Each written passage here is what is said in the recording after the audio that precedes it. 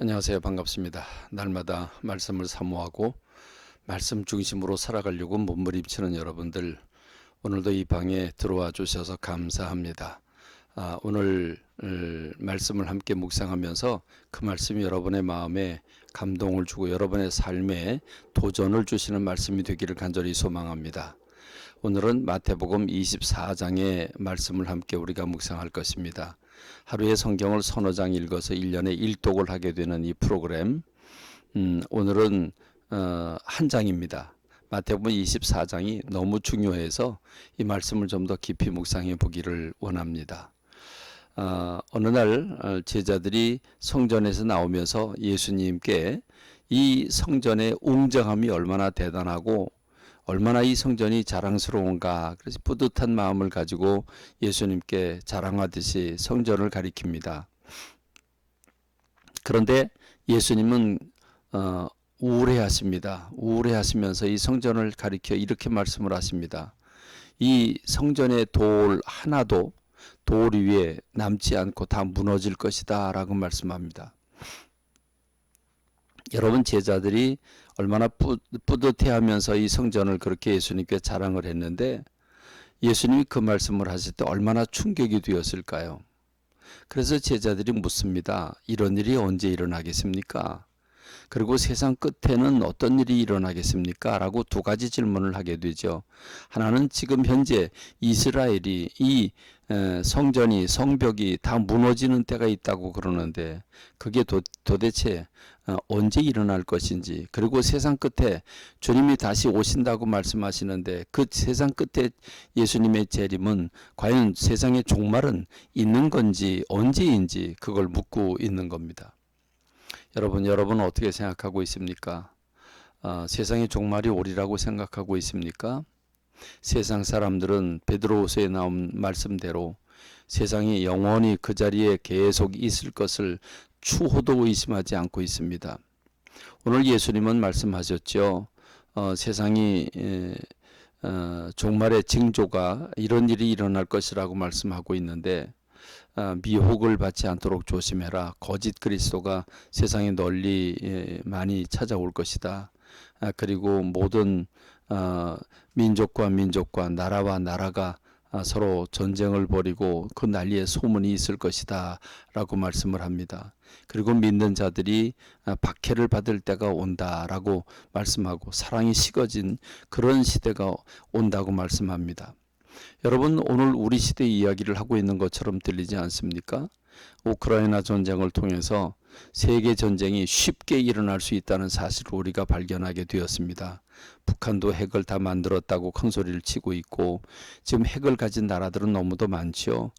무참히도 무너지는 저 러시아가 급기야는 그 핵무기를 사용할 것이다 라고 하는 게 지금 사람들에게 입방아를 짚고 있죠.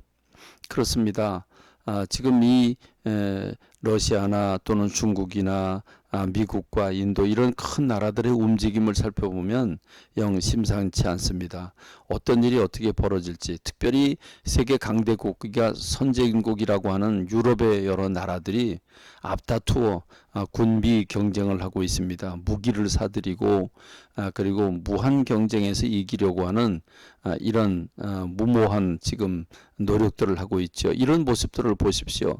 난리와 난리 소문이 일어나고 있지 않습니까? 처처의 기근과 지진이 일어나고 있지 않습니까? 그렇습니다. 하루아침에 수십만 명이 죽어나가는 그런 지진이나 해일이 일어나고 있는 이런 상황인데 우리는 잠시 요동했다가 제자리를 찾고 잠시 요동했다 제자리를 찾습니다.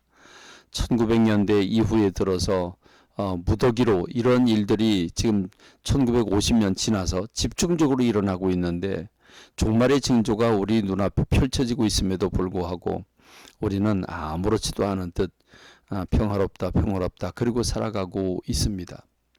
주님은 종말에 대한 징조를 두 가지를 주셨죠. 하나는 무화과 나무에 그 무화과 나무가 죽은 것처럼 보였는데 그 물이 올라와서 다시 잎이 피고 줄기가 다시 솟아나는 이런 때가 되면 주님이 문 앞에 이른 줄 알아라 하는 말씀과 노아의 때와 같이 먹고 마시고 시집가고 장가갈 때 갑자기 주님의 재림이 임할 것이라고 말씀하고 있습니다. 무화과나무는 이스라엘 가리키지요. 종종 성경에서 무화과나무를 이스라엘로 비유를 했습니다.